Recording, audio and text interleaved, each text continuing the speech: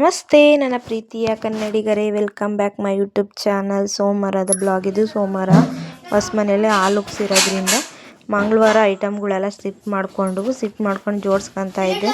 ನಾನು ತುಂಬಾ ಕೆಲಸ ಇರೋದ್ರಿಂದ ಎಲ್ಲ ಅಡ್ಕೊಂಡಿರೋದ್ರಿಂದ ನನ್ನ ಮಗನೂ ಬಂದು ಅಮ್ಮ ನಾನು ಹೆಲ್ಪ್ ಮಾಡ್ತೀನಿ ಅಂತೇಳಿ ಸ್ಕೂಲಿಂದ ಬಂದು ನನ್ನ ಪಾಪ ಡ್ರೆಸ್ಸು ಚೇಂಜ್ ಮಾಡ್ದಂಗೆ ಹೆಲ್ಪ್ ಮಾಡ್ತಿದ್ದ.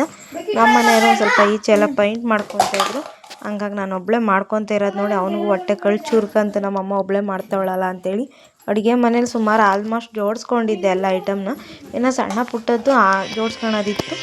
ಆಮೇಲೆ ರೂಮಲ್ಲೂ ಸಣ್ಣ ಪುಟ್ಟದ್ದು ಜೋಡಿಸ್ಕೊಂಡಿದ್ದೀನಿ. ಐಟಮ್ ದೊಡ್ಡ ಐಟಮ್ ಎಲ್ಲ ಜೋಡಿಸ್ಕೊಂಡಿದ್ದೆ. ಬೀರಿ ಬಟ್ಟೆ ಎಲ್ಲ ಪ್ಯಾಕ್ ಮಾಡಿದೆ. ಆಮೇಲೆ ನನ್ನ ಮಕ್ಕಳು ಇಬ್ಬರು ರೂಮಲ್ಲಿ ಓದ್ಕೊತಾ ಇದ್ರು. ಅಕ್ಕನ ಮಗಳು ನನ್ನ ಮಗ ನನ್ನ ಜೊತೆ ನಿಂತ್ಕೊಂಡು ಹೆಲ್ಪ್ ಮಾಡ್ತಾಯಿದ್ದ.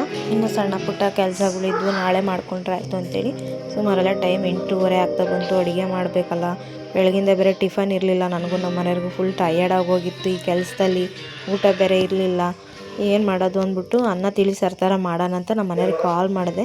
ನಮ್ಮ ಮನೆಯವರು ಹೋಟ್ಲಿಂದ ತತ್ತೀಯಾ ಇಲ್ಲ ಮಾಡಬೇಕಾ ಅಂದರು. ಮಾಡು ಅಂದರು. ಸರಿ ಅಡುಗೆ ಮಾಡೋಣ ಅಂತ ರೆಡಿ ಮಾಡ್ಕೊತಿದ್ದೆ. ನನ್ನ ಮಗ ನನ್ನ ಜೊತೆನೇ ಕೆಲಸ ಮಾಡಿ ಸೀರಿಯಲ್ ನೋಡ್ಕೊಂಡು ಕೂತ್ಕೊಂಡ. ನಾನು ಮನೆ ಮುಂದೆ ಎಲ್ಲ ಚೆನ್ನಾಗಿತ್ತು ಜಾಗ ಅಂದ್ಬಿಟ್ಟು ವೀಡಿಯೋ ಮಾಡಾಕ್ತಾಯಿದ್ದೆ.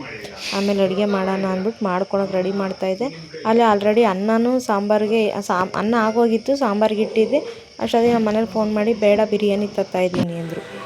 ಆಮೇಲೆ ಬೇಡ ಅಡುಗೆ ಆಗಿದೆ ಅಂದರೆ ಸರಿ ಅದು ಅಡುಗೆ ಬೆಳಗ್ಗೆ ತಿನ್ಕೊಳ್ಳೋಣ ಅಂದರು. ಬಿರಿಯಾನಿ ತೊಗೊಂಬಂದಿದ್ರು. ಅವರು ನಮ್ಮ ಯಜಮಾನ್ ಫ್ರೆಂಡ್ಸ್ ಎಲ್ಲ ಊಟ ಮಾಡಿ ಇವತ್ತಿನ ಬ್ಲಾಗ್